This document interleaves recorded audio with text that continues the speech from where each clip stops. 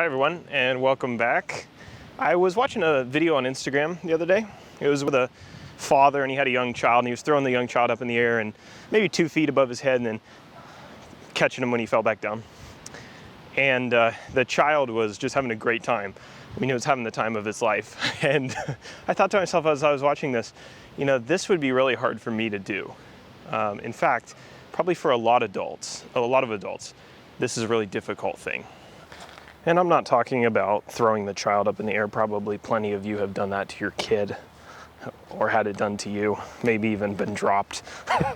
But I'm talking about not from the parent's perspective, but from the child's perspective. It would be really hard because here this child is suspended in the air, right? Has absolutely no control over its situation. The child's helpless as it is, but now it's 7 feet off the ground and has no ability to affect the situation whatsoever. It's in a risky position if the catch isn't made on the back end, and yet the child is just enjoying every bit. Why? Why is that? Well, we know it's because the kid trusts that his dad or his mom is going to catch him. At least for me, and you may be in a similar state of mind often, when I feel like I'm out of control, like I can't do anything to affect the situation that I'm in, and that I'm just left up to circumstances, whatever they may be, and maybe dependent on other people or things I can't control. My first instinct is to be afraid, or to panic, to stress out is probably the adult way that we would say it. I'm stressed out about the situation because I can't do anything about it and I don't know what's going to happen. And it brings me back to a text that I feel like is not as appreciated, and we don't realize that it's as deep as it is in the New Testament, where Jesus talks about how the greatest in the kingdom of heaven will be those who are humble and who take on the nature of children. The ability to experience happiness and joy in a situation that is potentially threatening and that you have no control over is a marker of incredibly deep faith and trust in God. And yet it's so freely exhibited in children and not necessarily in adults all the time. Some people are better at it than others. My wife is definitely better at it than me.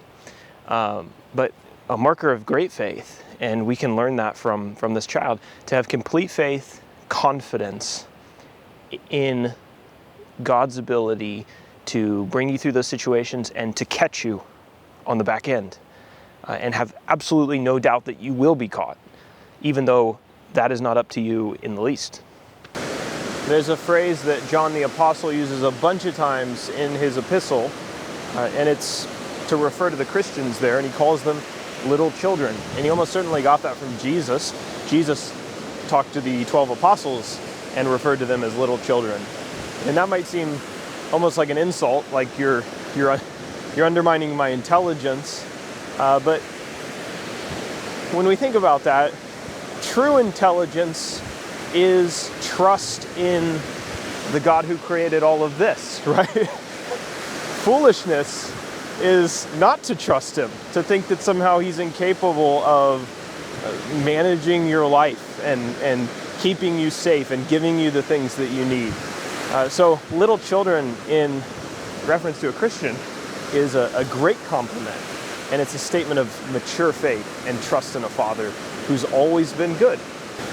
There's another instance where Jesus is talking about prayer, and he says that you go to your earthly father, and he knows how to give you good gifts. He knows how to give you what you need. And children trust that he's able to do that. Well, why would you doubt that God in heaven is any less capable? So if you're going to doubt someone when you get into a sticky situation in life, doubt yourself.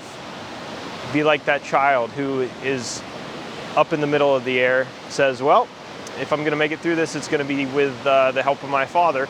I've made it this far in life with him. I'm an incapable infant. I haven't been able to feed myself or clean myself after I go to the bathroom or whatever. I haven't been able to do anything for myself. They brought me home from the hospital. I'm only here because they have taken care of me. I mean, is our situation as Christians really any different? That should be our mentality. I am insufficient in and of myself. I will let myself down. I will fail and mess things up. But there's a God who's brought me this far, and his promises and his love for me are as good as when I first became his child. So I'm going to put my trust in him. And while I'm up here in the air, I'm going to enjoy myself. I'm going to trust that everything's going to be all right. He's told me everything would be all right, and he's going to be there to catch me in the end. And it's going to work out just fine.